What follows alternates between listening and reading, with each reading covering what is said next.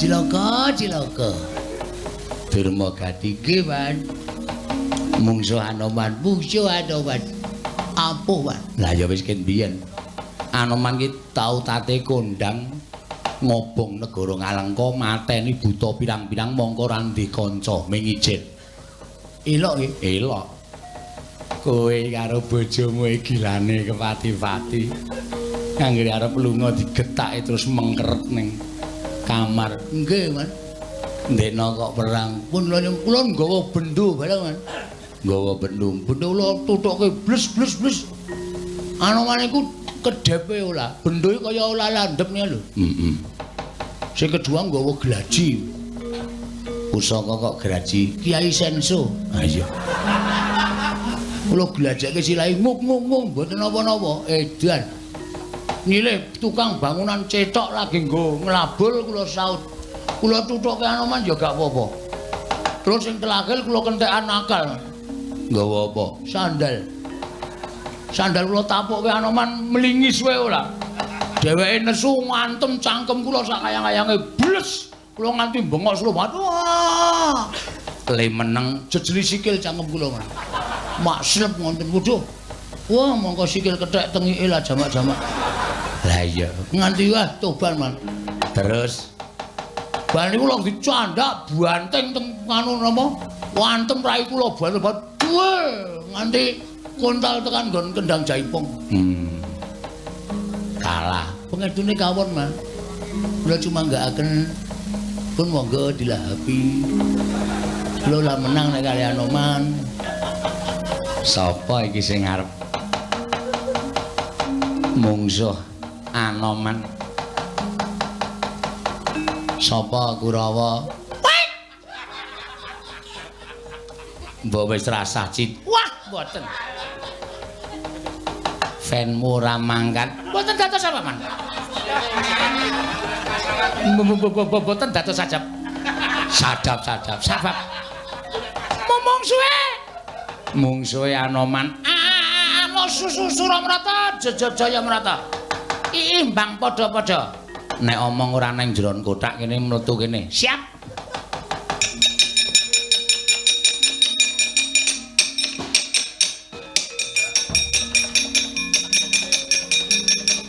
Mungsuhan. Anoman. Munyo. Heeh. Edian. Sing pun maju sinten mawon? Kartomarma kalah. Surtayu kalah. Kartodendra kalah. Durma Gati saiki mlebu UGD.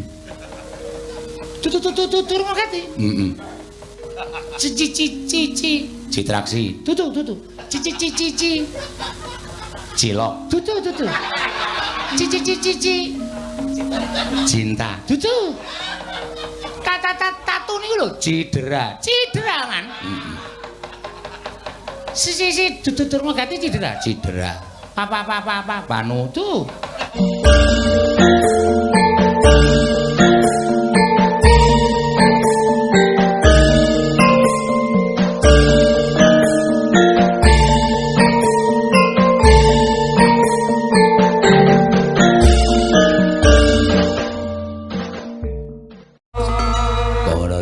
Wonten dawuh nggih. Sajaipun Kanjeng Hyang mesgul penggalihipun kagul kogelan kundur tanpa tali wala wonten ing pertapan Ngetal Kondo. Inggih, kula niku ya gumun. Wong ora entuk undangan kok teka menika. Inggih. Monggo Sang Begawan Bisma menika mboten pikantuk timbalan paduka anak Prabu. Kok ya rawuh enten ing Datulaya. Kula menika menawi wonten Sang Mahaporsi Wara Bisma menika anggenipun rembagan menika mboten los utawi mboten sekeca mergi kudu nganggo nuwun sewu dipun tata rembagipun mangke ndak nyenggol penggalipun Sang Begawan Bisma. Oh, menapa malih kula? Kula menika sami-sami pendhita, kula menika sami-sami brahmana. Nek nganti cengkah rembug karo Sang Mahaporsi Wara Bisma, kula menika Blaka Suta Dipati, kula ajrih, kula wedi. Inggih, Kakang Durna. Mula kula kudu ngati-ati. Inggih. Lah sampean wae ya iso njlentrehke bab wong tapa kanthi bener lan apik. Ya mengarang mawon. Oh, ngoten nggih. Mboten kok saestu saking ngelmunipun Begawan Durna menika babar pisan mboten. Lajeng miturut petanganipun Kakang Durna, kula nuwun sewu. Anak Prabu Ngastina menika menapa sae gayuh kanugrahan menapa mboten utawi lenggah mawon wonten negari Ngastina. Sampun, Ger, lenggah mawon wonten negari Ngastina. Mergi tumrap kula estunipun menawi paduka dangu kaliyan kula. Kula menika nadyan pendhita kula menika ora percaya karo wujuding wahyu. Boten pitados, mboten. Wit biyen tekan saiki kula menika mboten percaya karo wahyu. Merga wahyu menika tumrap kula namung pengaran-aran. Tegese sing percaya ya iso ngarani, ning sing ora percaya ya entuk-entuk mawon. Mboten wonten hukumipun. Wong ora percaya karo wahyu menika mboten wonten hukumipun. Ning nuwun sewu Kakang. Sing jeneng pendhita nika kabeh percaya karo wahyu. Ya ben, ning kula ora percaya. Dasar sampeyan kok ora percaya sebabe napa kula tak takon. Saniki kula tak takon karo sampeyan, wahyu niku rupane napa? Kula tak takon karo sampeyan, wahyu menika bentuke kaya ngapa? Wernane apa? Apa ijo, apa kuning, apa abang? Sepriki niki dereng wonten sing ngertos. Wahyu menika rupane apa? Apa lanang, apa wedok, apa ijo, apa abang, apa kuning? Tegesipun wahyu menika namung pengaran-aran. Wahyu menika namung disepun sagedipun sebat ning ora iso diduduhke wujude kaya ngapa. Mula percaya ya apik, ora ya ora apa-apa. Oh, ngoten nggih. Ning nuwun sewu, ana pirangane piyayi saha Karang Pradisan sing tau tate weruh wahyu. Dek kapan? Nun sewu, nek ana wong milih minangka dadi kamituaning desa utawa lurah mesti do tugur lek-lekan teng pinggir sawah. Do goleki cloroting wahyu mengke tiba teng pundi. Nek tiba teng omahe calon lurah niku, nggih niku sing dadi lurah tegesipun wahyu menika iso ditonton. Ah niku wong kurang gawean. Niku dudu wahyu, niku lintang alian. Oh. Clorat-clorot ya wong golek kodhok. Oh. Mboten ajeng niku clorat-clorot kok wujude wahyu. Ning nyatane wonten sing ngerti. Kabeh wae iso ngerti. Dik mate, nek pas musim kuwi apa? Pendhita kok anu, nek pas wanci ketiga, nggih. Niku sampean ora usah dadak ngenteni pilihan lurah, manglekar teng lapangan. Mengke jam 1 bengi niku clorat-clorot teng dhuwur niku akeh banget. Niku jenenge lintang alian.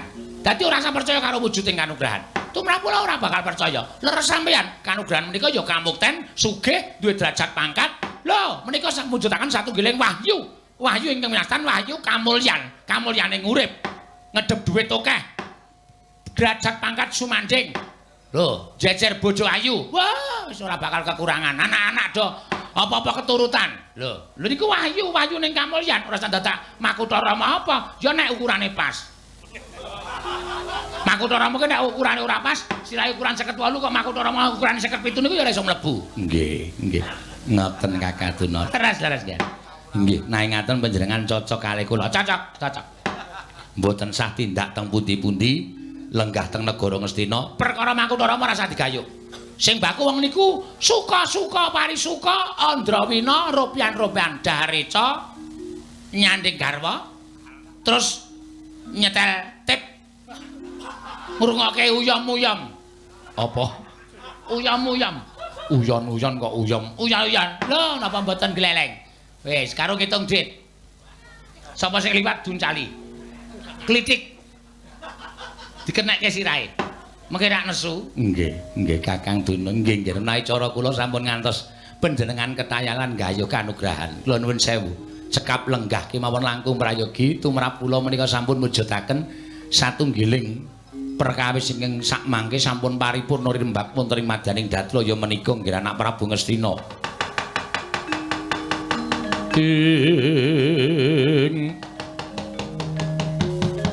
Capengkarna mawingis-wingis katon lir landheping Trisula muga markata lir kabaranang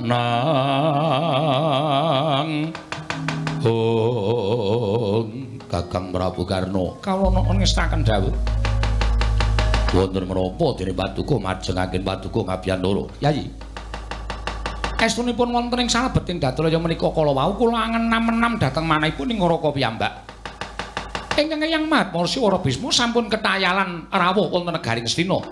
Wigatosipun namung badhe ngemutaken Paduka Yayi Prabu supados anggayuh tumuruning wahyu Makutha Rama ing mapan wonten ing Arga Kutha Runggu. Ewa dene Paduka Yayi Prabu puguh mboten kepareng tedhak wonten ing Arga Kutha Runggu sak mangke ngaten kemawon. Supados damel lega penggalipun Kanjeng Hyang Mahatmarsya Bisma tuwin menawi kasembadan saged pinardawa kamulyanipun Nyai Prabu Ngastina. Ngamuti bilih kula menika senopati, bilih kula menika nayaka negaring Ngastina. Mila menawi Nalendra menika gadhahi panjangka sak saged-saged kula saged ngaturaken menapa ing dipun jangka dening Nalendra menika kala wau. Tegesipun kados pundi? Yai lenggah prayogi kula ing bidhal wonten ing Arga Kutha Runggu. Menawi leres ngendhanipun Samat Marsya Rawara Bisma bilih Kesawa Sidi menika ing badhe dados lantaran tumedhaking pepakem Makutha Rama.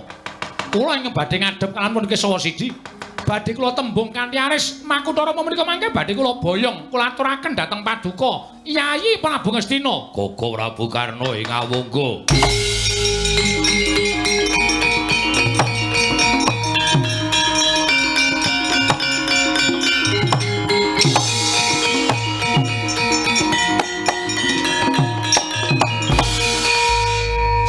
Dewa Bathara Koko Prabu sampun marambah makaping-kaping anggen Paduka sampun saged damel obor manahipun ingkang rayi Ngastina. Kula ngaturaken panuwun tanpa pepindhan menapa ing sampun Paduka ngendikaken menika menapa kandhas dumugining batos menawi ngantos elak manah kula sampun ngantos kula sak mangke pinardawa anggenipun suwita ngersa Paduka Nyai Prabu Ngastina. Bareng Paduka sak mangke kula nyuwun pamit menapa mboten langkung prayogi Kembulandra Wina wonten negaring Ngastina langkung rumiyin. Bab Kembulandra Wina pinanggih wingking ing langkung prayogi kula namung badhe kepengin enggal pinanggih kalampun Kesawa Sidi saha gumana musik wonten ing angen-angen kula. Kula ngaturaken Makutha Rama dhateng Paduka Nyai Prabu Ngastina. Matur sembah sewu nuwun tanpa pepindhan. Kasekecakna ingkang prayogi lenggah madaning dampar kula nyuwun pamit Yayi. Sembah kula ingkang ndherekaken Jengkar Paduka Kakang Prabu Karna ing Awangga mugi-mugi lebta ing karya. Yayi kula nyuwun pamit inggih Kakang Prabu Karna ing Awangga.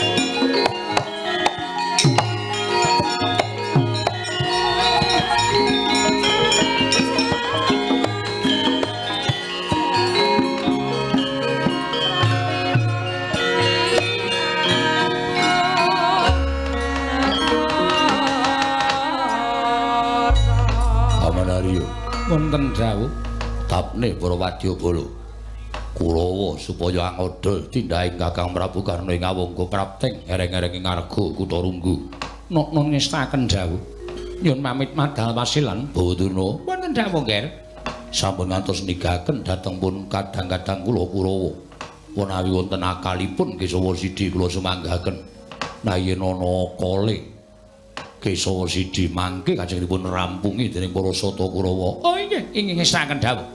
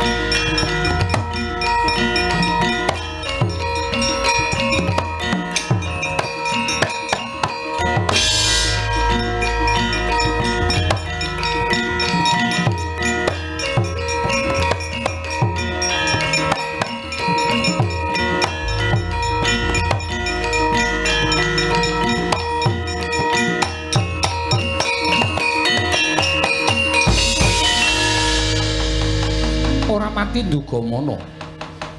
Lah kok jebul nganti kewetu ucaping Narpati Basukarna mongko tanpa ndak penggalih.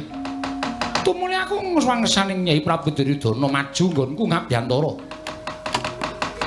Nyorohake marang kesaguhaning Narpati Basukarna kudu isa mboyong pepakem Makutha Rama ya. Wis dadi ucaping Narpati Basukarna nganti tak silaki bakal tetel kaprawiranku tetel kasatriyanku. Luwe-luwe bakal asor kalendraning nata ing Awangga. Begawan Kesawa Sidi, aja kaget. Aku ingkang sowan ana ing Kutha Runggu nanjake babakan pepakem Makutha Rama Kesawa Sidi.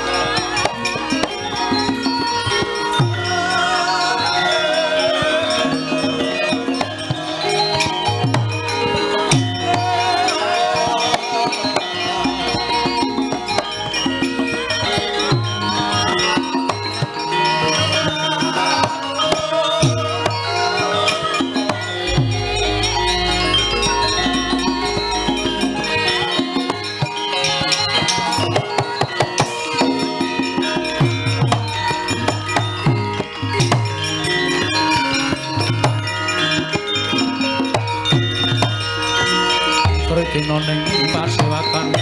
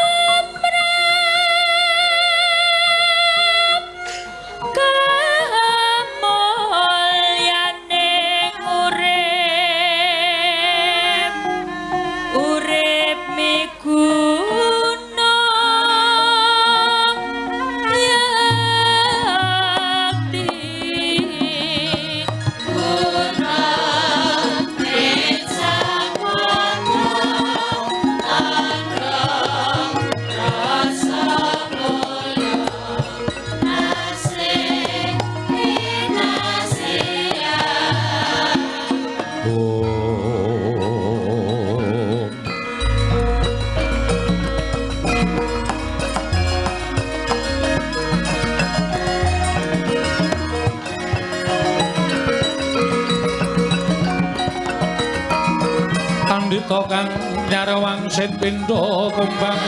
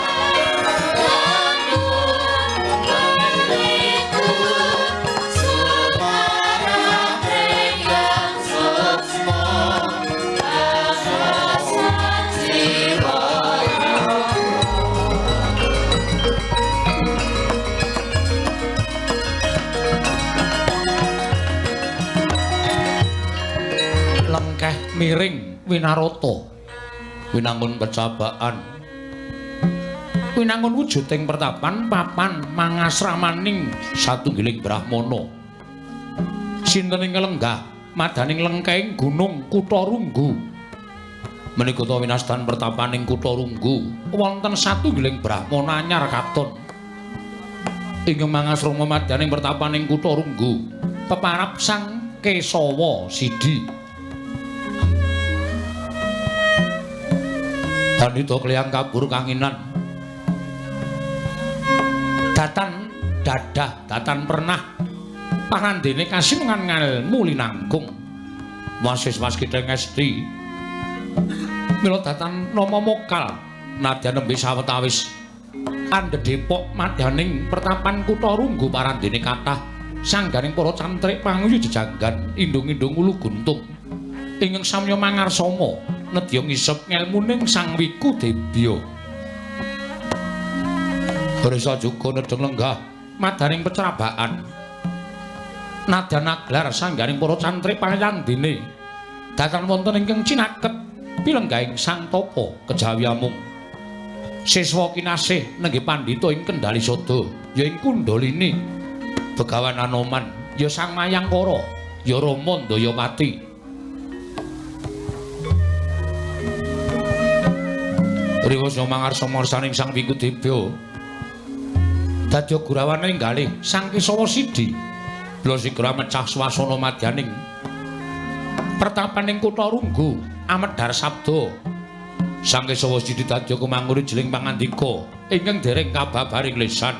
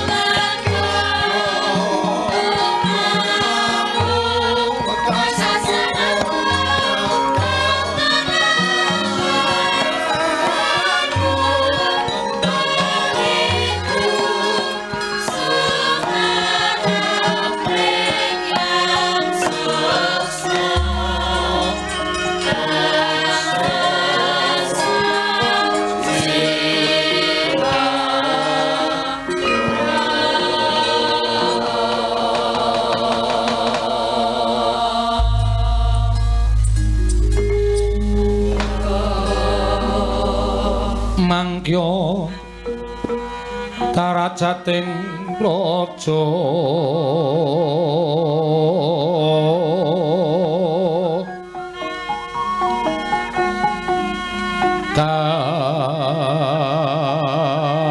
kawuryan wus sunyaruri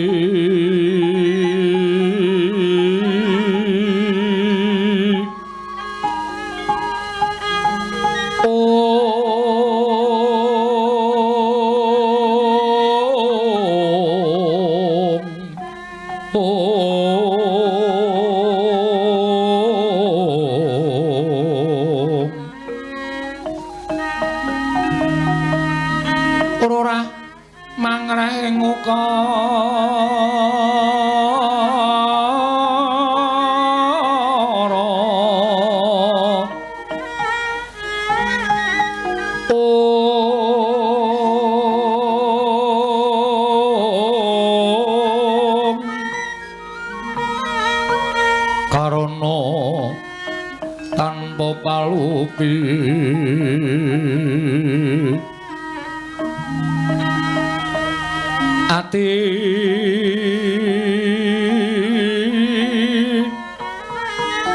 lar silastuti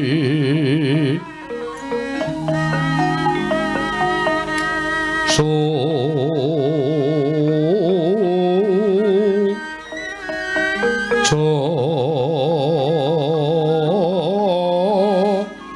no sarjana helu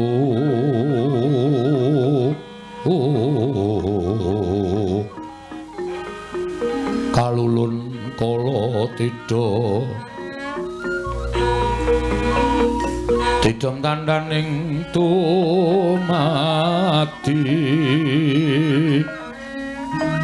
handayeng ret dening karoban rupeta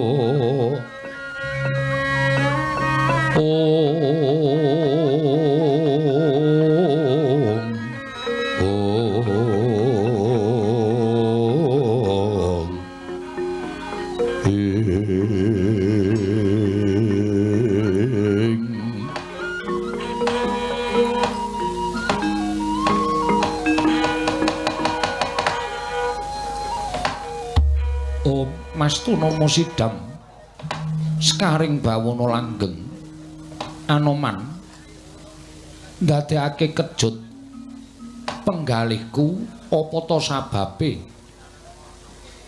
kabeh jagat iki wis padha mangerteni yen to pandhita ing Kendari Sada iku sira Resi Anoman ya Mayangkara nanging ora kaya sak gedhagan iki. Lah kok dadi sira suwita marang Begawan Kesawa Sidi? Mongko aku kuwi pendhita gunung. Sira ingkang uswareg marang ilmu babagan kabrahmanan teka dadak suwita marang Begawan Kesawa Sidi. Senggana Maradyaki matura, apa ta ingkang mbok upaya, apa ingkang mbok upadi? Dene sira suwita marang pandhita Begawan Kesawa Sidi ning ngarga kutha Runggu kene Mayangkara. Ih, penembenan. Sewu-sewu kalapatanipun ingkang abdi tadah wadana. Menapa ta sababipun dene kula ceciklu wonten ngersa paduka Sang Mahayogi? Krana wonten bab ingkang saknyatanipun badhe kula tambuhaken dhateng paduka Sang Penembahan Anoman wonten timbalan. Yekti aku kuwi pandhita ingkang kutha ing nalar cingkranging samubarang. Nanging sabab apa sira darbe kapitayan lamun apa ingkang sira tambuhake sayekti aku bakal ngawuningani nuwun mapunten inggil lan andhaping ilmu pandhita menika mboten dipun pestani wonten pundi papan cumandha ing Sang Wiku Dibya nadyan paduka mapan wonten ing Parden nanging nyatanipun semanten kathahipun para cantrik para manguyu jejanggan ingkang samya suwita dhateng paduka Sang Mahamuni. Mila mboten aneh menawi tumuli ingkang abdipun Anoman nderek ciciklu wonten ing pertapan kutha Runggi mriki Mremban. Yen to pancen kaya mengkono marata gage apa ingkang bakal sira tambuhake kelawan pun bapa. Yen bisa bakal ndak wangsuli nanging yen isa sing jeneng elmuning menungsa kuwi winates ora ana menungsa ingkang sampurna senggana pundi nuwun sewu Penemban ing badhe kula tambuhaken menika namung babagan gesang kula Penemban lho uripmu ingkang kepiye ngemutana bilih kula menika sampun gesang wiwit jaman Ramayana ngantos hingga sapriki sampun manjing wonten ing jaman Mahabharata tegesipun sampun kepengker tebih lelampahan Ramayana sampun mangabad-abad laminipun kula menika umuripun sampun boten sagedipun wilang kula menika sampun boten sagedipun mestani pinten umuripun Anoman nanging nggo sapriki kula tasih kaparingan yuswa panjang Penemban kula sampun kewowoken nyawang dhateng kawontranipun jagat kula sampun kawaregen nyumurupi dhateng mubah musikipun titah wonten ing Janaloka. Mila ingkang kula ajab printen pantraning dalu mboten sanes kejawi namung benjang menapa. Kula menika sowan wonten ngersanipun Gusti Akarya jagat Penemban. Menawi paduka mangertos wancinipun menapa. Lajeng dintenipun menapa, taun pinten kepareng wambabarana ingkang sejati Penemban. Ong Mastu nama sidam sekaring bawana langgeng Anoman wonten timbalan. Yekti apa kang mbok takokake mau aku ra bakal wani wangsulan liripun kados pundi ya senadyan aku mangerteni nanging sayekti ora bakal kababar kawursita ana ing lesan krana yen to aku wani nuduhake tekan besok kapan uripmu sayekti padha karo aku ngembari marang panguwasaning Gusti sababati uriping menungsa kuwi diasta dening panguwasaning Gusti Karya jagat luwe-luwe ing atase kowe kuwi wujuding titah kaparingan yuswa panjang teka dadak gresula sarta goleki besok kapan mangsa kala patimu yen ngono ateges kowe ora ngaturake panuwun marang panguwasaning Gusti dene Gusti paring yuswa panjang kelawan Anoman ngerti yo ingkang nandhang lara wae padha golek tamba supaya isa pinardawa uripe ingkang padha nandhang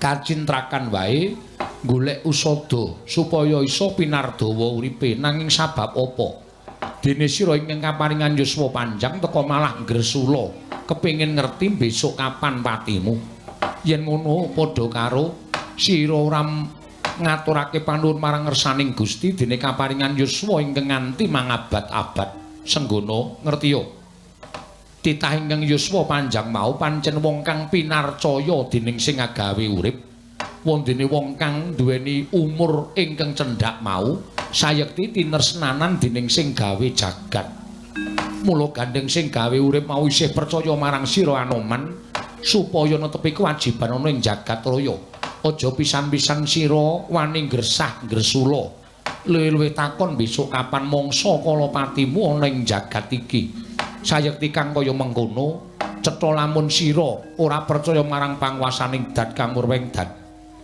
ngerti ya Anoman wong urip kuwi wong dagang tuna andum bathi yen bathi-bathine sapa sing didum yen tuna sing dibakul apa sayekti wong urip mono tanpa pawitan urip ora njaluk urip ora utang urip ora nembung mung sak derma urip dening keparing ya kuwi sing gawe jagat mula lakonana uripmu kanthi tuwajuh lakonana uripmu kanthi ati ingkang seneng lan ikhlas sarta sabar tegese ngene kowe dadi urip ana ing alam padang dadi wong sengsara ya mbok lakoni kanthi seneng dadi wong seneng mbok lakoni kanthi bungah dadi wong sugih kowe ya nampa dadi wong melarat kowe ya ikhlas kuwi tegese wong kang iso nyandang lawan uripe nanging lamun kita ora bisa nyandang lawan uripmu sayekti dina-dina kang ana amung gresah gresula contone wong kang kekurangan tumuli ora kaparingan brana picis kelawan kang gawe jagat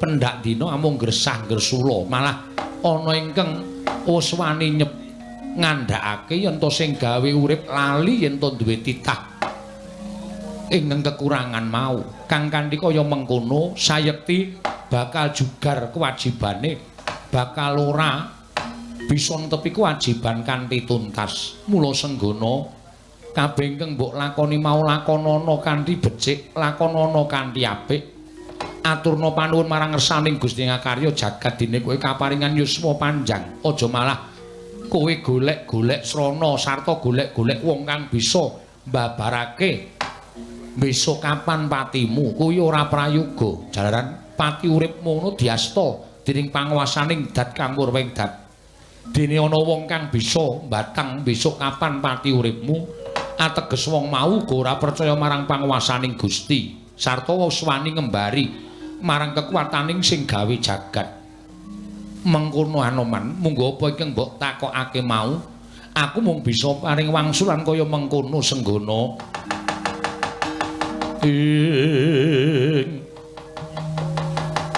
Sigra teteng gayung akasa sira risang Ramandaya pati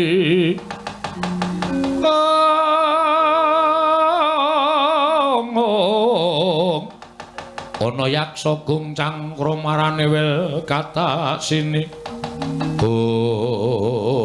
waduh penemban sewu-sewu kalapatanipun ingkang abdi tadah wadana sareng kula nampi timbalanipun paduka penemban sayekti kadelu mamping wanci peteng kepapak obor sasra biar padang trawangan manah kula malah kula ngaturaken panuwun dene sampun sisiping tanduk anggen kula nambuhaken babagan gesangipun pun Anoman wis Anoman sesuk meneh ora usah dadak takon perkara besok kapan tekaning wahyaning mangsa kala entek ing tulising Senggana ing jagat ingkang wigati lakonana kanthi merdika rasamu niki ngestaken dawuh Senggana wonten timbalan dina iki bakal ana dayuh pertapan Kutha Runggu nanging dayuh mau mung bakal ngobak-obak banyu bening katentremang pertapan ing Kutha Runggu ladenana apa pekaremane dayuh mau turutana nanging aja pisan-pisan mbok wenehi kalodhangan bisa sapet jagong lawan Kesawa Sidi sabab iki wancine wanci bedhug aku bakal manembah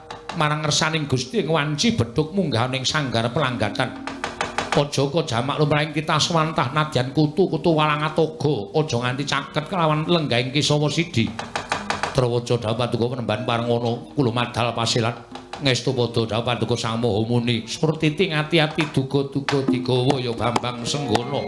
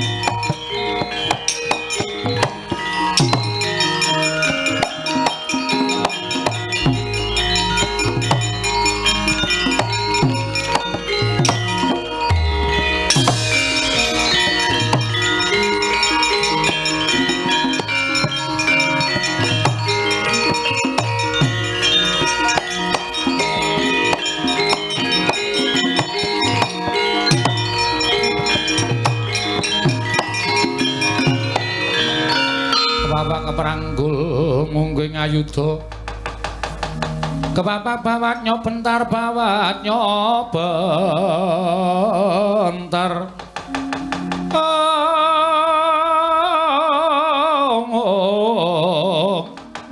kepapak nyomungging ngaloga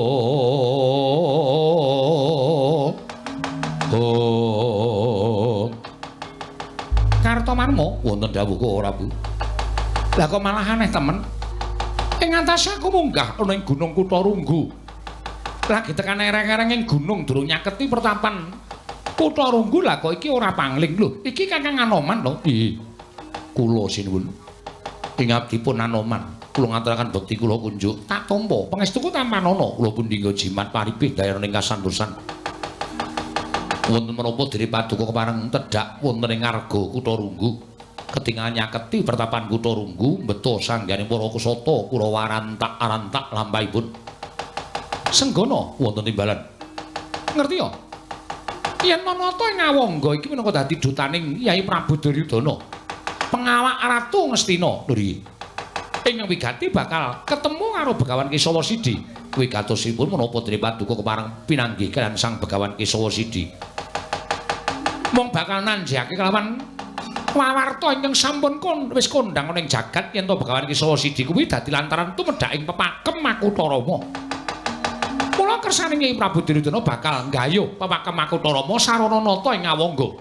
Anoman, wene ana dalan. Aku tak ketemu karo Kesawa Sidi. Nyuwun pangapunten. Wanter dawuhipun Sang Pinandhita Begawan Kesawa Sidi bilih sinten kemawon dinten sakmangke mboten kenging caket kan lenggahipun Sang Kesawa Sidi. Krana Sang Wiku dibaya nedeng lampah manembah dhateng panguwasaning dat Kang Murwenggat.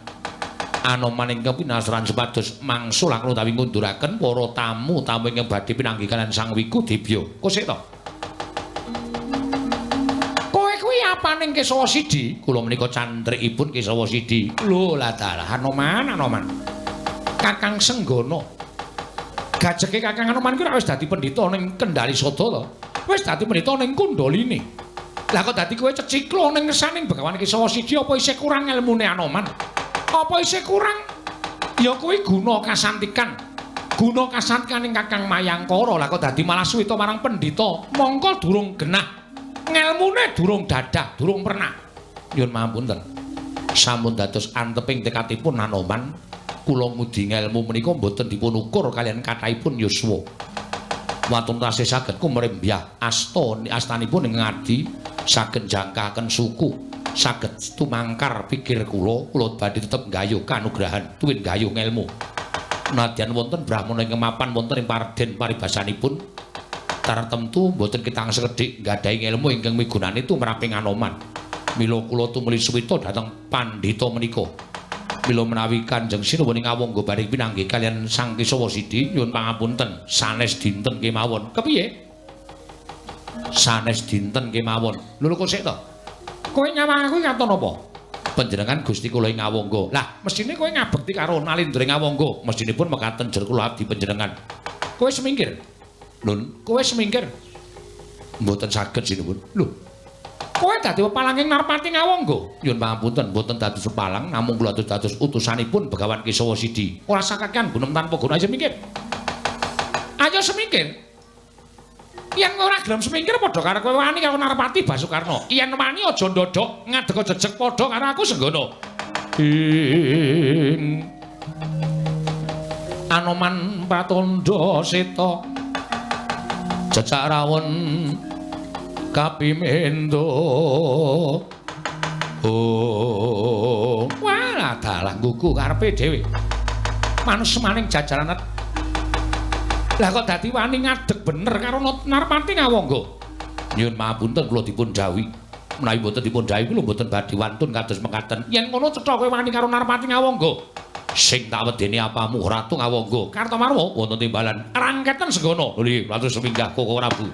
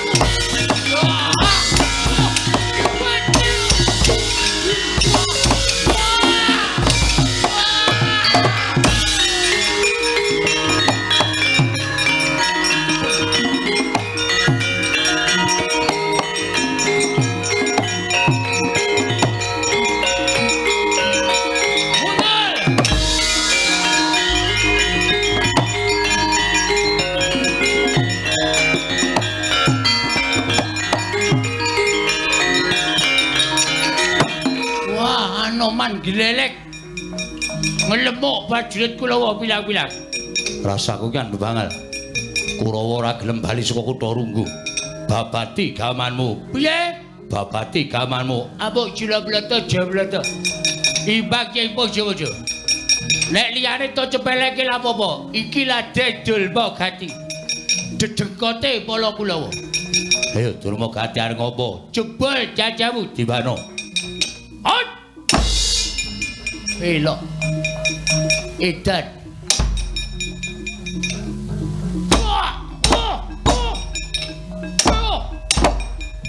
Ejan munyuk ceko apa iki? Ya cep gak apa-apa babam kedepe ora penyak. Yo nggo gaman. Ndene kene. Bedo sirahmu dibano. Wancrat kowe seblak sirah. Wah. Wah. Edan. Ayo golek sing landhep. Oke. Glaji sirahmu dibano. Awas kowe, ojal. Edan gak tedas. Cucuk cecok. Ayo dibano. Usaka kok aneh-aneh. Ya ben sak kecekele gile-gile bangunan e. Jal kowe. Ceplok kowe. Edan. Ayo. Wis entek golek liyane. Tapuk sandal ae dibano. Sanane ojal ora apa-apa. Ada wan? Ono waran. Aku baresen. Aku icin bilang bebalang nek jauh kalah karo kowe. Aku pekilan pati. Pekilan pati Durma Gati. Nek kali kalah karo kowe aku ilang bebalang tenan wae yo. Kowe apa aku sing bakal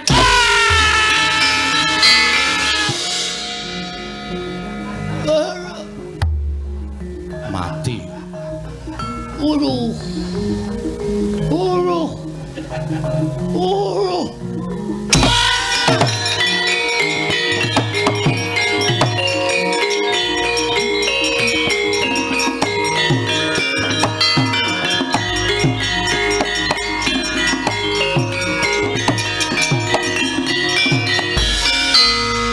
Kartomarma inggih, Man. Piye mungsuh Anoman mboten biyen mboten saiki kok kula niku ora iso menang mungsuh Anoman.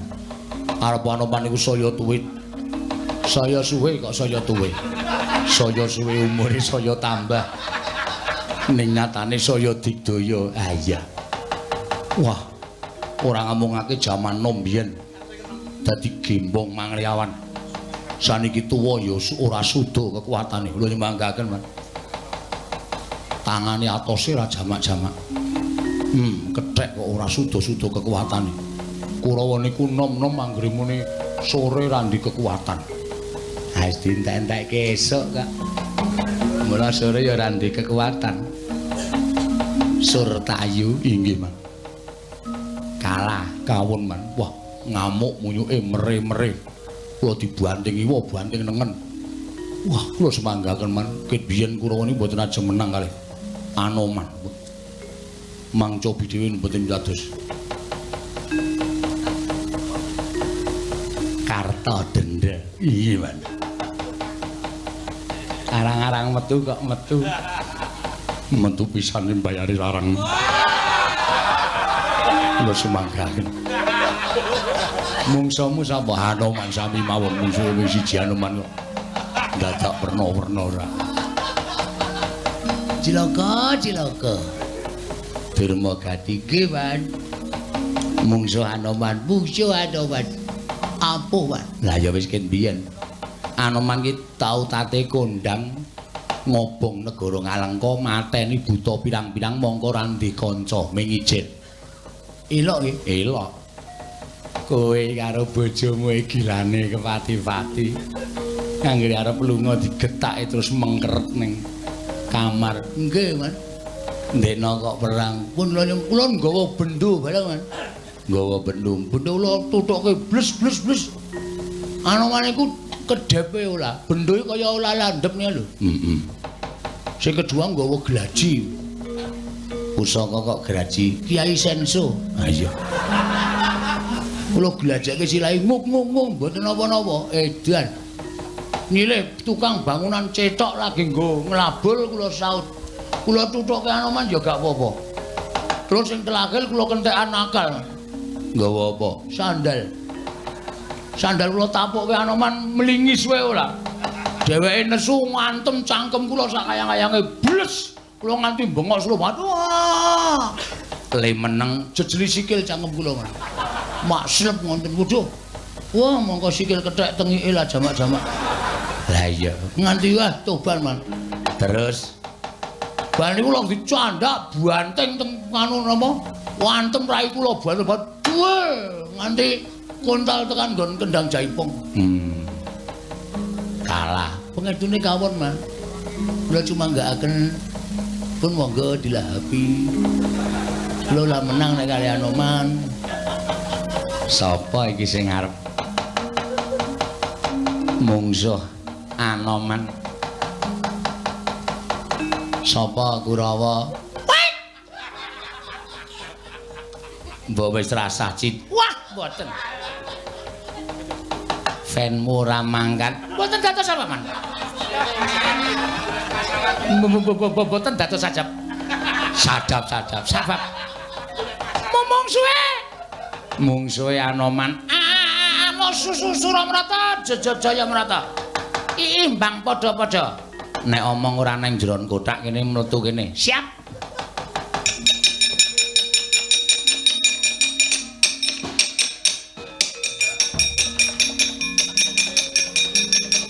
Mungsuhan. Anoman.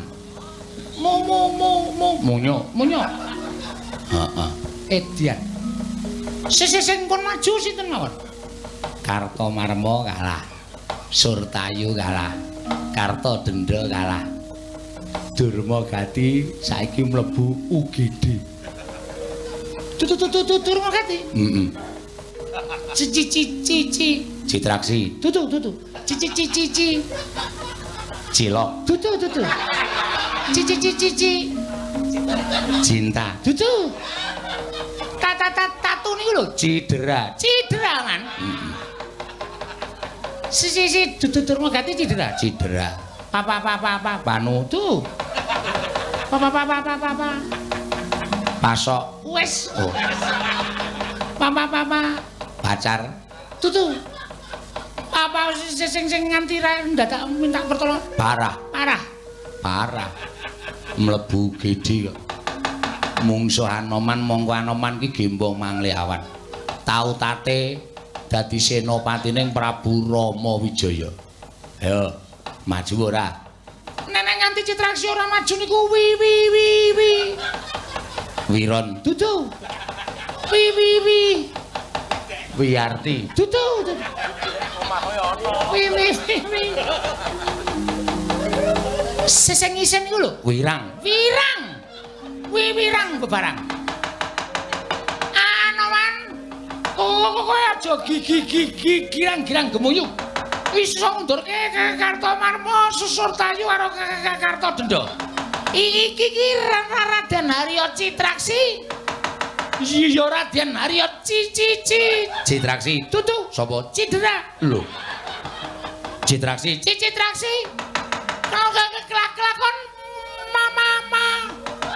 Mateng. Mati dene aku cuk cangking. Tata cangking. Sirahmu legane ati kok.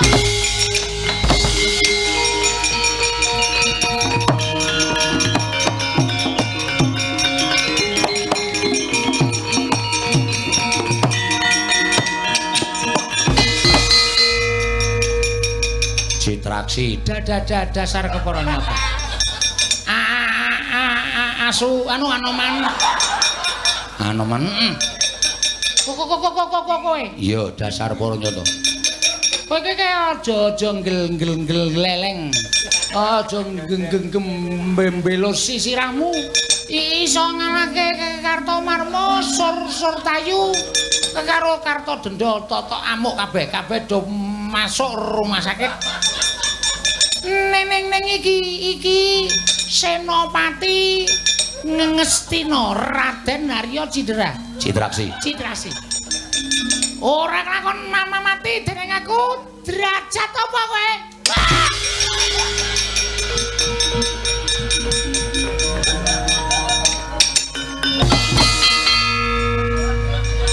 Omongan marai loro napas. Sampluh pisan jengkelang Wanda. Ora sembodo alole omong. Ayo tak yo. Ladino Anoman.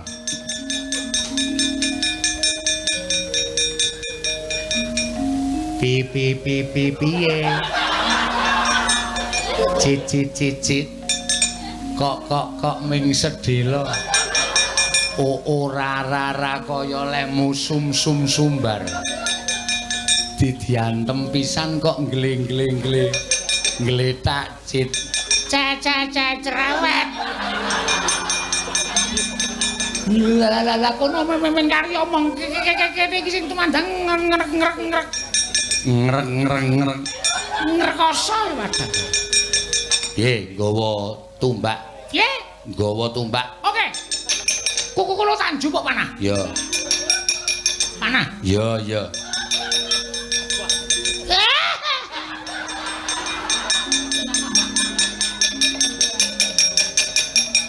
Nah, ngono kuwi. Sit Anoman ditegeli. Oke, Man. Anoman. Apa sing katon? Keketiban papainah. Panah. Oh iya nih. Keketiban panahku. Orang jeng. Jengket tutu.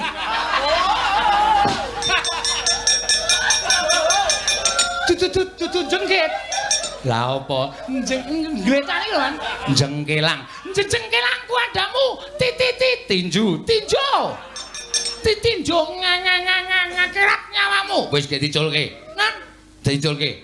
engko nek mabur. Wah. Tak totok malah mutar. Mama mati dereng aku wae.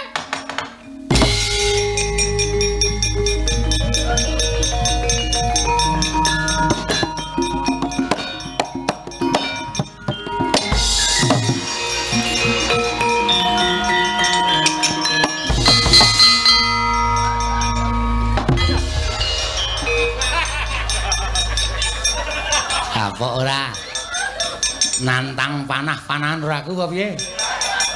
Sorry, Bang, lah. Sampeyan nang kono dadi kena. Ana wong tuwa kok dimbat cengele ora. Sak penake dhewe mundur. Ora sida manah. Rasa.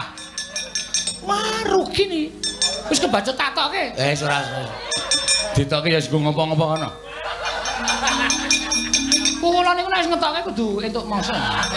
Ya sesuk tak goleki. Aja kuwatir. Nur.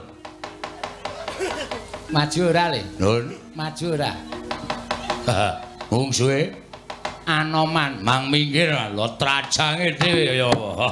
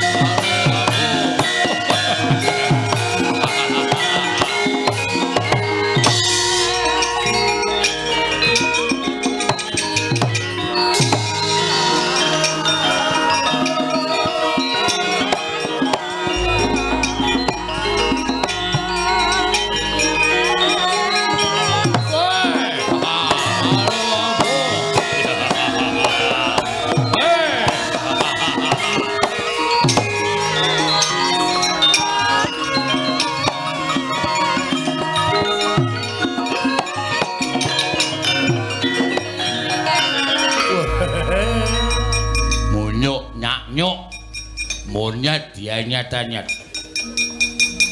Ngatase iki meng kewane kok digdayamu kliwat ukur lho, Mar Edan. Kurawa 100 cacahe bubar mawut ora karo-karuan mungsuh munyuk sak gegem gedene. Ora sah kuwi bebangan. Ayo, kowe apa aku sing tekaning pati? Piye? Kowe apa aku sing tekaning pati? Canjak. Bondo tanwak rantai nggo golek kambil kowe. Wah, iki nang ngene iki. Ya heeh wis lah. Heeh.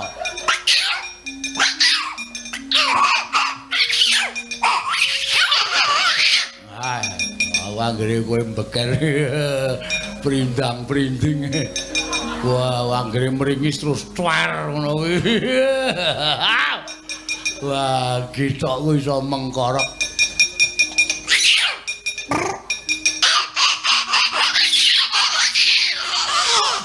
Iya.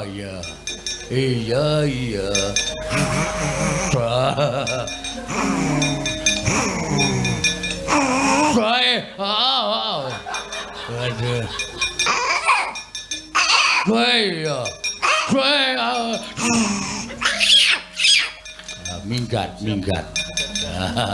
Aduh, tratapanan medeni tenan. Meringas-meringis gek sunge dawane ra jamak-jamak. Ngopo? Sapa? Aku wae. Aku piye? Hah? Wes esuk mau. Oh, ngono. Oh. Aku ya suwe-suwe ngerti basa kewan suwe-suwe. Waduh, untukku kedaduk mik.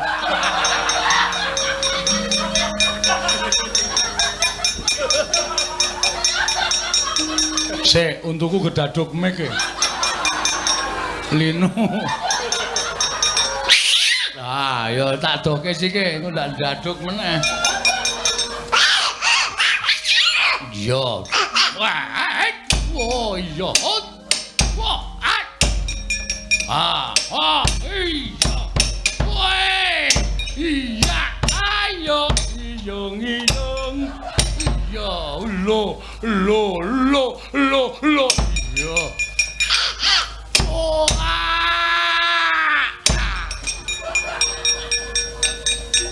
Aduh iya. Piye Dur? Ngaso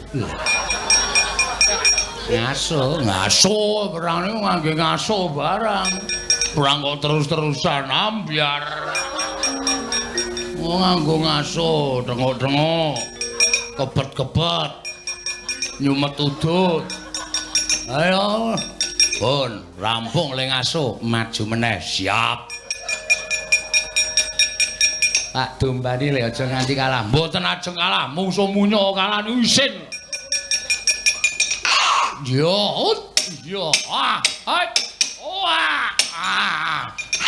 Wek.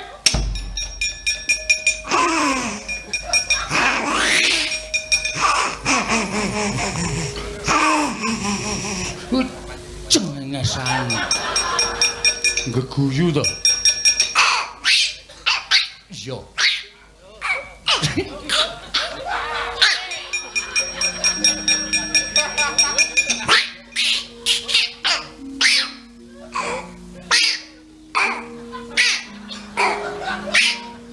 Tlateni wae. Wis ora kecekel. Kok ra ngirama iki.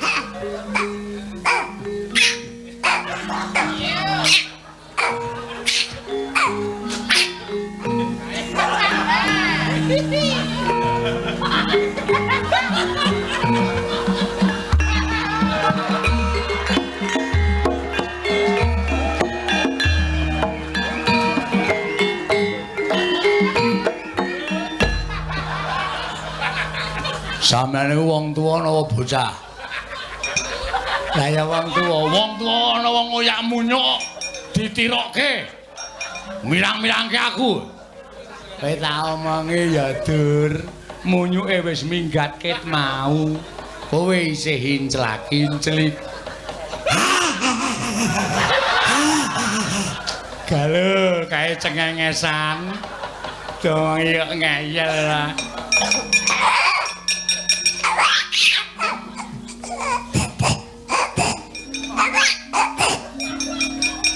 Ngerti tegese mboten? Kuwi goblok. Nek cara aku isin setan alas. Pangeran Pati dunake goblok. Candak motor. Terus ya, jaga ini. Iya. Wek. Ki bangsa ku angel men to isi. Cekel kok yo.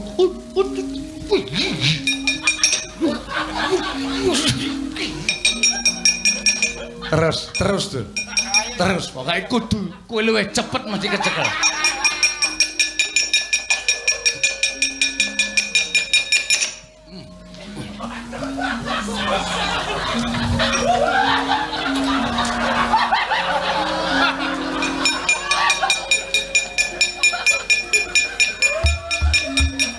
Kok bako. Kowe iki ngapa? Anak-anak wis minggat kok. Begijikan. Kene tak suwuk. Mundak Kang Slupan.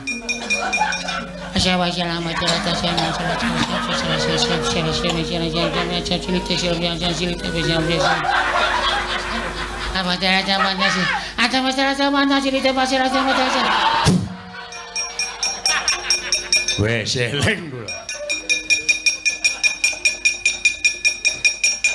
Masule. Aja nganti-ati. Ayo, aja dolanan. Aku wegah Pangeran Pati dijak dolanan.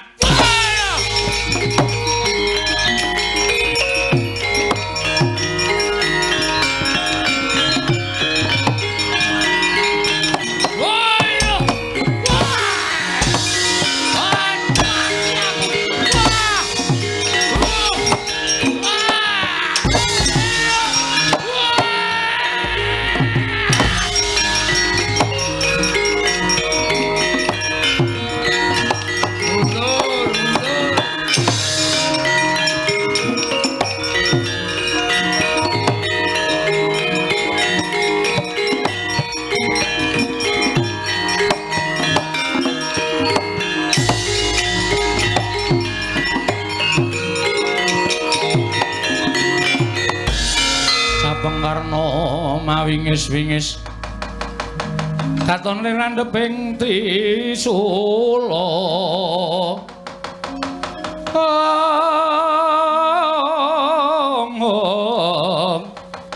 muga markota lir kabaranang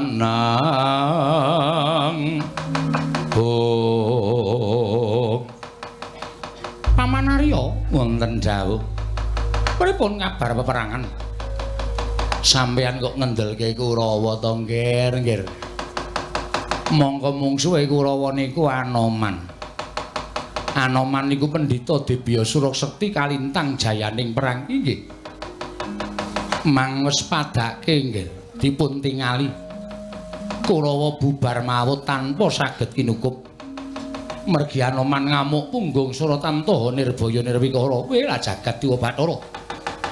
Lajeng kados pundi? Inggih, sakmenika namung gumantung kalian panjenengan. Lho, kalian kula pripun? Sampeyan wis saguh ketemu karo Kesawasidi. Mongko Anoman dadi pepalang sampeyan nggone bakal ketemu kalih Kesawasidi. Inggih. Ngeten mawon. Anoman ditegeli. Anoman ditegeli pripun? Sampeyan manggunake pusaka kadewatan Kyai Kunto. Paman, wonten dawuh. Kyai Kunto menika mboten saged medal saking langkapipun menawi dereng tumapak perang ageng Bratayuda. Menika pusaka kula, piandel kula. Piandel panjenengan menika rak kathah to. Mbok sampun ngantos sawel. Dinten samangke dipun ginakaken kemawon. Pusaka kawangga menika bebasan sampun mboten saged dipun wilang. Mawi wilanganing driji saking kathahipun. Menawi namung ikhlasaken Kyai Kunto kula kinten mangke paduka badhe pikantuk pusaka sanesipun. Anoman boten saged tan boten badhe kuwawa nadhahi Kyai Kunto. nek Anoman tekaning pati sampeyan iso ketemu karo Begawan Kesawa Sidi anak Prabu Ngawangga pikantuk pepakem Makutha Rama dipun aturaken ingkang rayi ing Ngastina tumuntun panjenengan badhe kondhang kawentar-wentar jagat menika sami ngondo dhateng Narendra Ngawangga Adipati Basukarna ing Karna mawingis-wingis katon lir landhep ing Trisula. Paman Arya wonten dawuh. Nang ngaten badhe kula tamani Kyai Kunta. Nggih, larak ngaten. Sampeyan boten sawi geringa-ringa. Anoman kenging Kyai Kunta sak Kesawa Sidi nek perlu.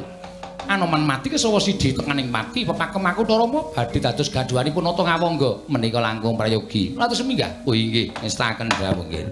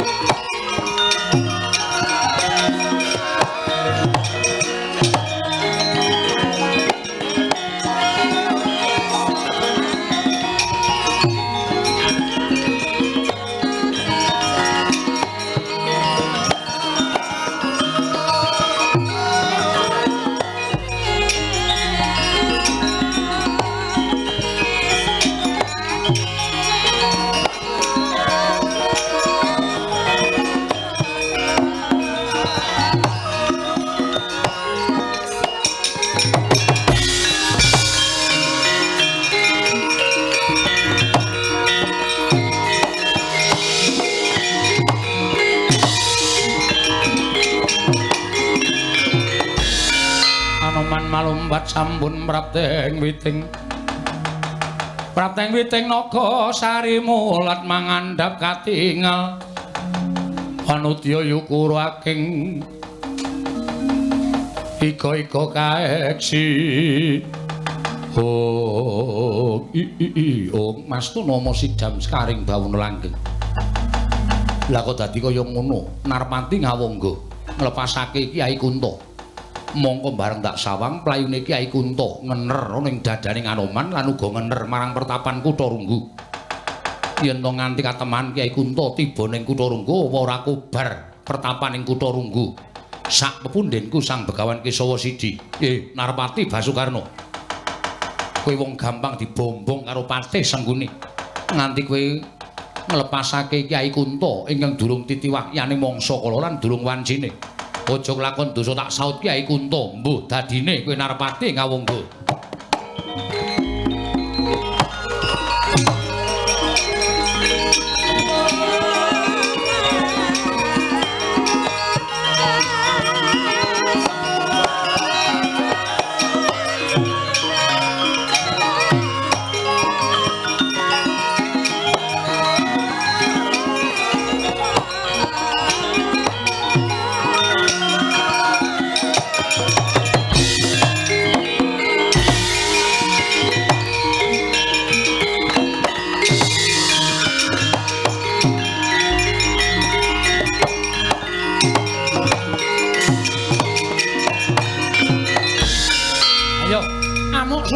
Jayamrata imbang yen padha-padha senggana arep kowe kondhang dadi senopati ning perang jaman Rama Wijaya. Kowe wis lalu mangsane. Iki jaman saiki kowe ora bakal bisa aduh lho wah mati aku garwanca.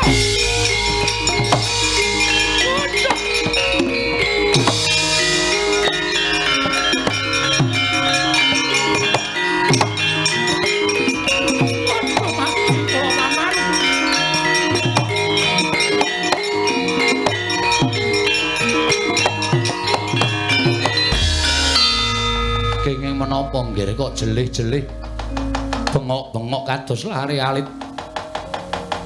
Kula wau nek mboten gugu karo pangandika sampeyan mesti kemawon mboten wonten menika lalampanipun. Ngantos kula menika ndhahar aturipun Maman Sengkuni kula kirim ngedalaken Kyai Kunta. Kyai Kunto kula uncalaken ngener dadanipun Anoman miwah pertapan Kutha Runggu. Nanging mugi antados ngawuningan paman. Kyai Kunto mboten kok kenging dadanipun Anoman ing disaut karo Senggara digawa mlayu. Munggah wonten ing Dirgantara paman mati kula paman kula kecalan pusaka. Kula ora iso urip paman mati tenan kula.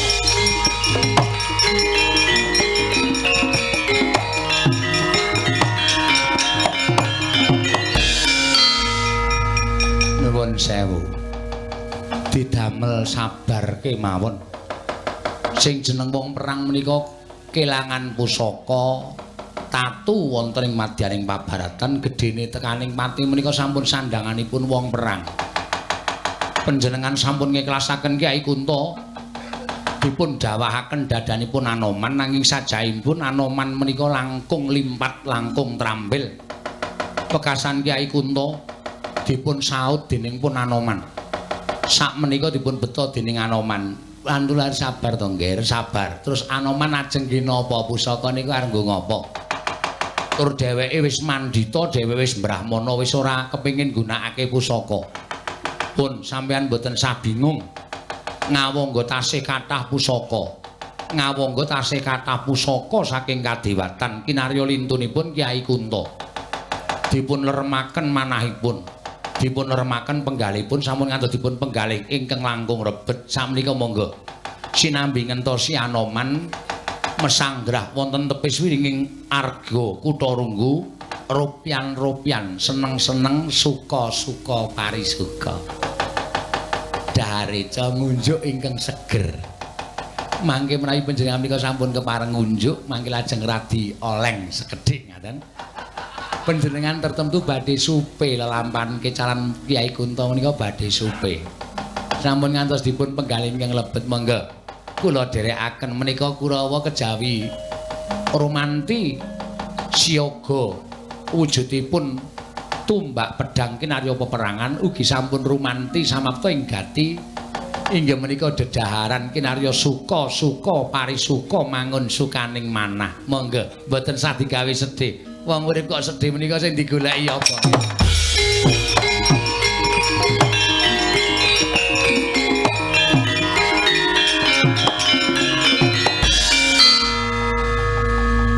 Pancen wong gerang menclah-mencleh ucape niku sampean. Niki wau kula ngetoke Kyai Kunto niku nek mboten gugu karo atur sampean pangalamun kula nglepaske Kyai Kunto. Sampean mau ngandhake nek kula ngetoke Kyai Kunto iso dadi sranapatine Anoman lan leburing Kesawa Sidi, kula pikantuk wujuding pepakem Kutha Rama. Ning bareng saniki Kyai Kunto ilang, sampean ora nglipur atine Basukarna, malah aku tok jak ropyan-ropyan seneng-seneng diajak ngombe, diajak dahar. Ati nek bosok kaya ngono kuwi. Sampeyan niku nun sewu wong tuwa ning kula pikir niki sampeyan niku bayi. Napane? Ora ngerti ento Narpati Basukarna kuwi lagi sedih mergo kelangan pusaka. Nek ajeng seneng-seneng masang seneng. Nek ajeng mangan enak, ngombe seger, mangan enak, ngombe sing seger. Ora butuh campur karo sampean. Nuwun sewu, menjenengan ajeng tindak pundi nggih? Ajeng tindak pundi? Niku dudu perkara sampean. Arep nendi Narpati Basukarna niku dudu perkarane Pate Sekuni dhewe-dhewe, Kurawa dhewe, Narpati Basukarna dhewe.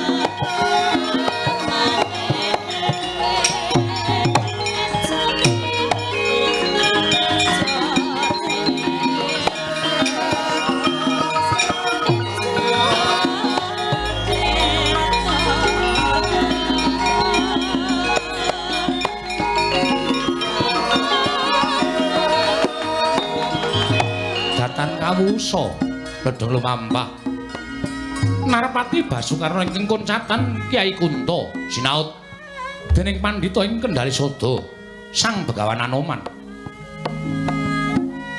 Dajor saharengu penggaling Sang Adipati Basukarna mila tumuli manjing telenging wana prasetyaning penggalih alampah tapa datan nedya jugar menawi dereng saged pikantuk kunduring Kyai Kunto nanduk-andung wis papan cerak kinawi ado papan ado kinawi cerak tunggal papane siji caritane nanging kaya bareng angkate mapan wonten ing pertapan Candramanik sinten ing lenggah madyaning pertapan Candramanik menika ta warnane tilas Nalindra ing Alengka saksedaning Prabu Dasamuka ingkang aglar minangka dados Nalindra ingkang rayi nenggih Nalindra Prabu Gunawan Wibisana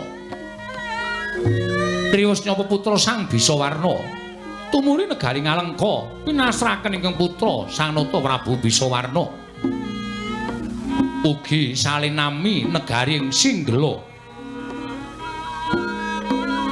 dene Sang Gunawan Bisana mesanggrah ambrah mana wonten ing pertapan Candramanik risa juga nedheng lelenggan datang wonten setunggal kewala cantrik ingkang cinaket parandene kanthi ngasumara cahyaning Sang Gunawan Wibisana kaya ngasorake prabaning Sang Hyang Pratanggapati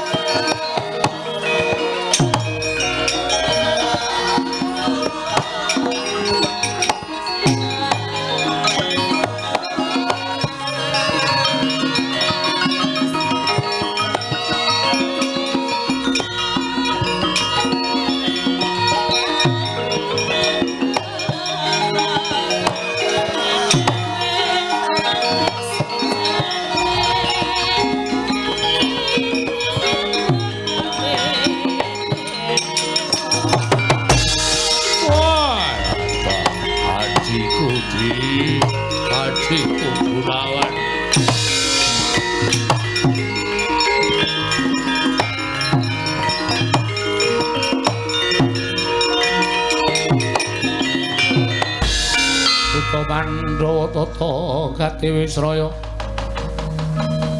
Indriyaksa sara maruta pawana pana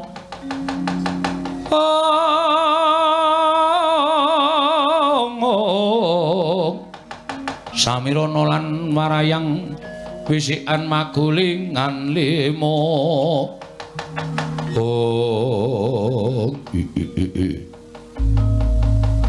Om Tedyan Kala Ludra Mas Patik Raja Dewaku. Nawan kowe tak critani apa to sababe dinipun Kakang nganti tekan pertapan Candramanik. Wiwit pun Kakang gugur ana ing pabaratan nalika semana tumuli Kakang Dasamuka ya tekaning pati. Aku dikanthi dening Kakang Dasamuka mapan ana ing swarga pangrantunan ya ing tawang gantungan. Jarene kono kuwi papan kasuwargan tumraping sukma. Nanging bareng tak pikir-pikir lah kok dadi Kakang Dasamuka madheg Nalindra ning tawang gantungan jebul tinemune. Tawang gantungan ki papan dununging sukma ingkang padha ngenteni dina akhir. Ya kuwi dina kiamat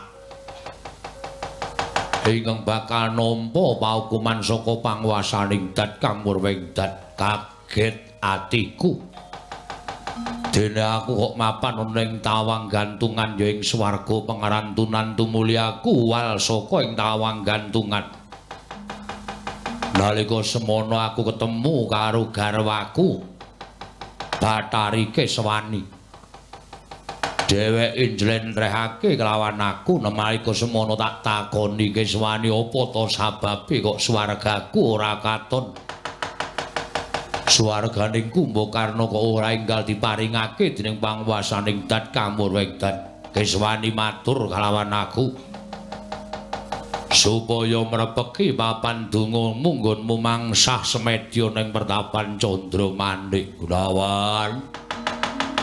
Tuturna dalanku sing padhang adhiku adhiku wong bagus. Apa kowe ora ngesake sukmaning kadangmu tuwa ing panglebur gangsa ingkang nglambrang golek papan kasuwargan kaya ngene. Gunawan kowe juga royo cah bagus. Kowe tak takoni kasuwarganku Gunawan Sugaro. Oh, Mas.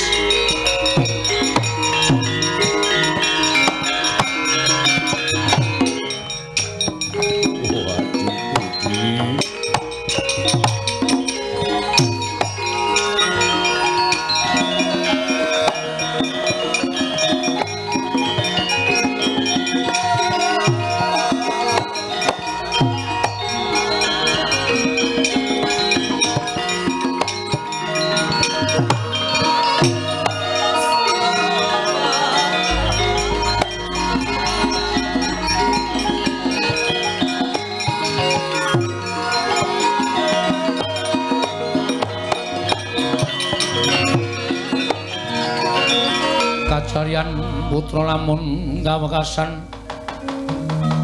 ya kowe sanggeni maya Wisnu Pratenda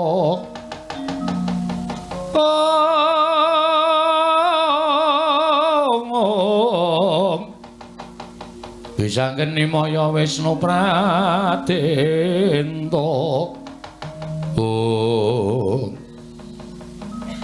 Kakang Mas sesemban kula.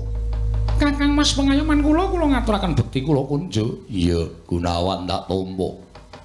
Syukur Yayi dawa umurmu nganti tekan dina iki kowe isih kaparingan urip ana ing alam padhang. Lho nggih. Menika awit pangaosipun ingkang karya jagat. Ya pancen mengkono. Namo malah semunggu mun raos ing manah kula. Gumunmu perkara apa, Gage kowe bloko? Kakang Mas menika sampun dangu anggenipun seda. Nalika dumados ing perang Sarikuda Palwaga, peranging Wanara lan Yaksa. Paduka Kakang Mas nglabuh negari Ngalengka tumuli gugur wonten ing madyaning pabaratan. Nanging nuwun sewu, lah kok sukmanipun tasih nglembara engga sak menika. Kuwi ingkang bakal ndak takokake karo kowe. Coba to saiki kowe matura karo aku dosane Kumbakarna kuwi nggo napa? Lah kok dadi aku ra entuk kasuwargan kuwi dosaku apa, luputku apa? Monggo kowe ngerti dhewe.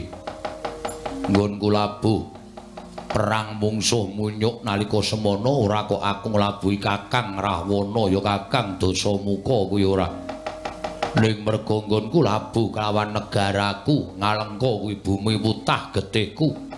Ingkang wajib tak labuhi mara aku ra ikhlas yen bumi putah getihku dienggo jag-jagan munyuk-munyuk balaning Rama Wijaya. Nanging sabab-apa bareng aku tekaning pati lah kok peteng dalanku kaya ngene Gunawan. Nyuwun pangapunten. Menawi anggen paduka labuh tumraping negari Ngalengka menika kula nuwun sewu, menika sampun trep, menika sampun sae tegesipun. Menika pancen dados kewajibanipun para satriya ingkang rumaos dipun gesangaken wonten negari Ngalengka. Iya. Lah kene kok aku ra entuk dalaning kasuwargan. Nyuwun pangapunten. Wonten kalepatanipun Kakang Mas ingkang kula nuwun sewu, mboten kanthi kajarak nanging menika mujudaken satunggiling kalepatan. Tegesipun utang ingkang kedah dipun saur rumiyin dening Kakang Mas saengga Kakang Mas badhe pikantuk kasuwargan. Sik. Utangku apa?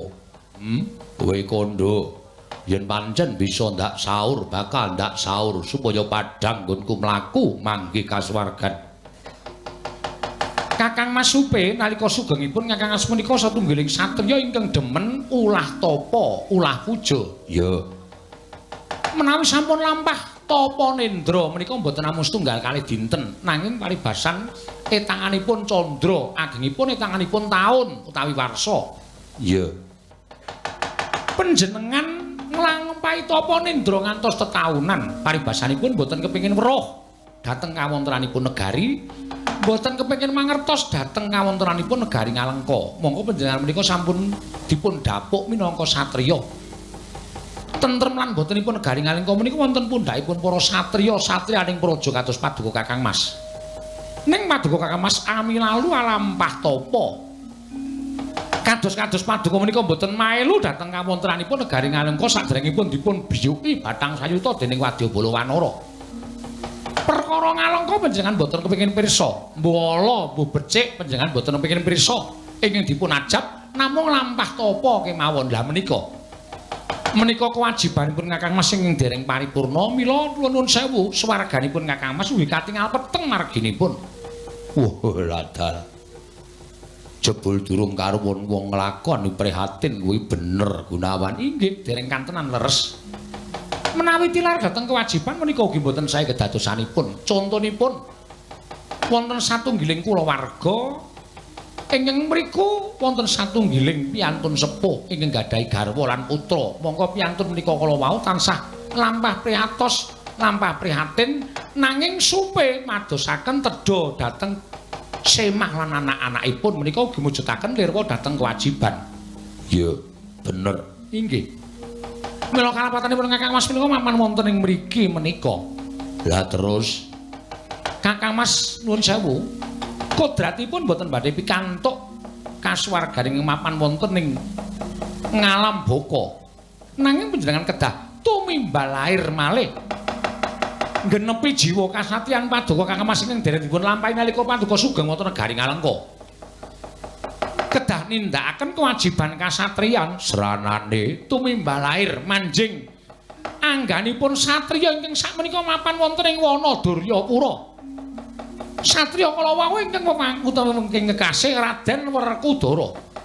Kakang Mas kedah ngrampungaken kewajiban kasatriyan kaliyan Raden Werkudara sarana manjing sajiwa angganipun Raden Werkudara njaluk pamit sak golekane. Oh.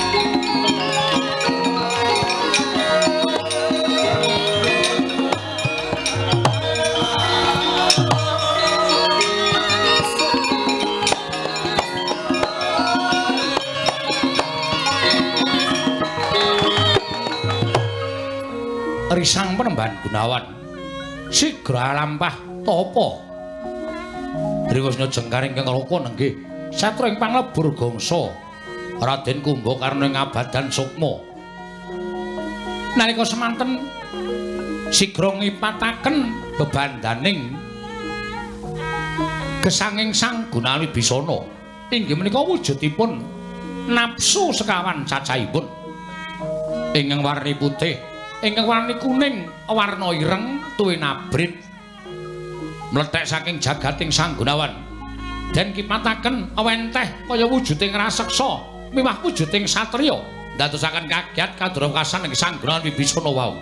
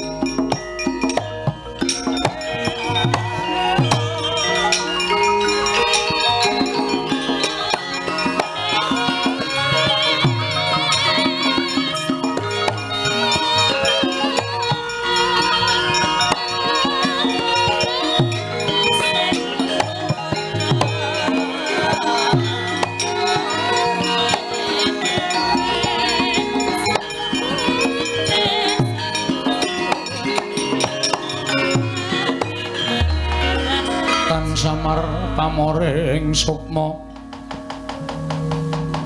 sinukmaya winaya ing asepi sumi menteleng ing kalbu pambukaning warana tarlen saking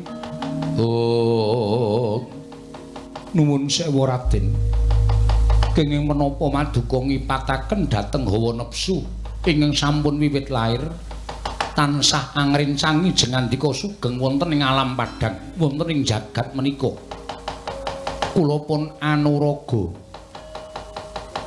kula hawa nepsu ingkang warni pethak Raden kepareng hamba barana ingkang sejati nuwun sewu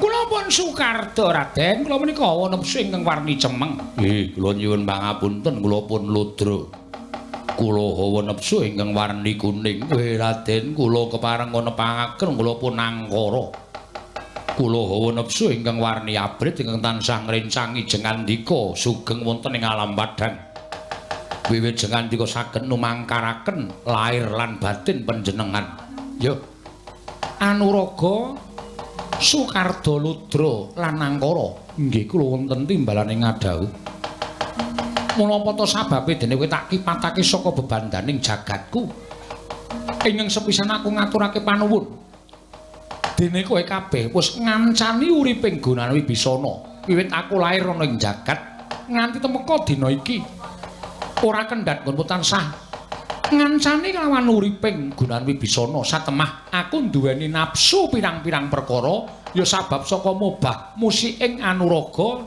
sukarda ludra lan angkara anuraga ingkang werna putih nafsumu kuwi pancen nuntun marang tumindak sing apik nanging uga ana cacate kowe keset kowe ora gelem nyambut gawe tansah ngojo-ojoki meneng tansah ngojo-ojoki ora gelem tumangkar ngumrembyake tangan jangkahake suku wondene sukarda ingkang warna ireng ingkang tansah duwe cipat meri drengki srei panasten dahwen patiupen wondene kowe ludra ingkang werna putih ingkang tansah aku nduweni nafsu kepengin saresmi kelawan ya kuwi wanita menyang endi papan kowe ingkang tansah nuwuhake nepsuku ingkang kaya mengkono inggih angkara kowe ingkang tansah nuwuhake nepsuku tumindak angkara budi candala ngendhak marang sak pepadaning urip kabeh mau aku ngaturake panuwun dene wis ngancani uripe Gunawan Wibisana ning jagat iki nanging wektu dina iki paripaksa kowe tak kipatake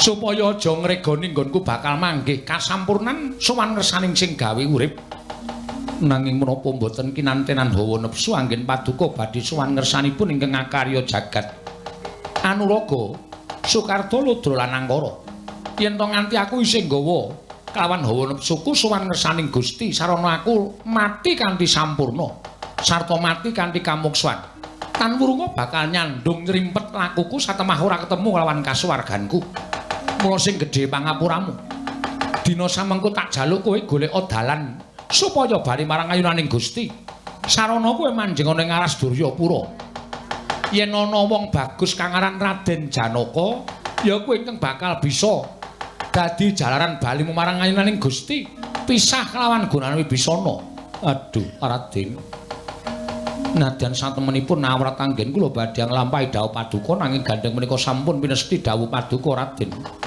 kula namung sendika ndederek lan sugeng pepisan kelawan hawa nepsu jengandika Raden ingkang sampun ngrencangi jengandika Raden selaminipun gesang mugi-mugi paduka Raden Gunawan saged pikantuk kasuwargan sejati ya inggih nadyan kula ki mekaten Raden kula nyuwun pamit kula nyuwun pamit Raden sampun ngrencangi sugeng paduka wonten ing alam padang nggih kula nyuwun pamit Raden kemarenga sak mangke sewang-sewangen mugi kula saged wangsul dhateng alam mulanipun ingkang abdipun hawa nepsu sekawan cacahipun jengandika Raden Gunawan Wibisana ugi saged pinanggih kalawan kamuksan ingkang sejati pinanggih kasuwargan nur kastuba muga-muga ucapmu dadi kasunyatan wis padha budhal nuning nggih ngestaken dawuh sing ati-ati anuraga sukarda ludra lan angkara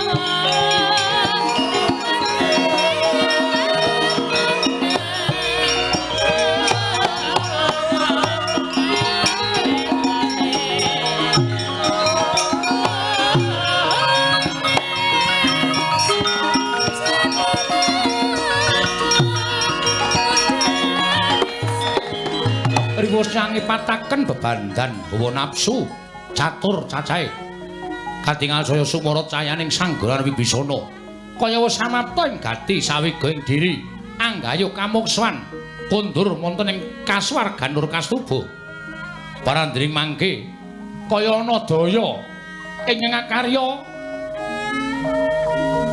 anyedot lenggahing sanggonan Wibisana kumpul wonten ing antariksa nalika semanten lampahing sang Gunawan samangke prapting wonten ing pertapan Kutha Runggu